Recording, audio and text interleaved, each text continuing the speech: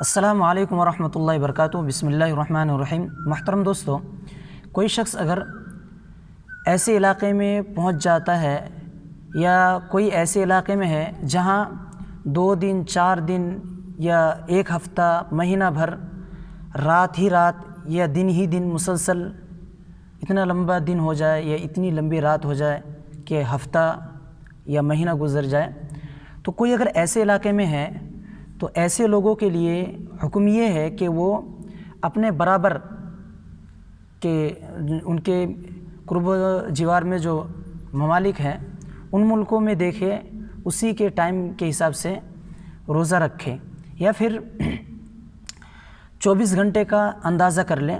24 گھنٹے کا اندازہ کرنے کے بعد اب پھر وہ روزہ رکھنا شروع کر دیں کہ 24 گھنٹے میں ایک ٹائم روزہ رکھے اور 12 گھنٹہ روزے سے رہے، 12 گھنٹہ روزے سے نہ رہے، اس طریقے سے وہ ایک وہ بنا لیں اور اسی کے حساب سے روزہ رکھنے کی کوشش کریں۔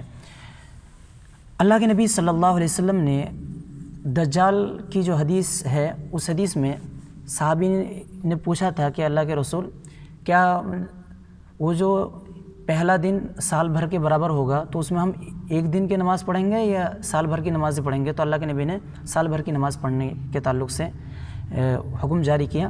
تو اسی کو مد نظر رکھتے ہوئے ایسے علاقوں میں جہاں 2 دن 4 دن ہفتہ 10 دن مہینہ اس طریقے سے رات ہی رات یا دن ہی دن برابر مسلسل جاری رہتا ہے، تو ایسے موقع پر ہم ایک مقدار بنائیں گے، اسی مقدار کے حساب سے روزہ رکھنے کی کوشش کریں گے۔ شیخ بن باز، محمد بن صالح العثیمین اور دوسرے علماء اکرام کا یہی فتویٰ ہے۔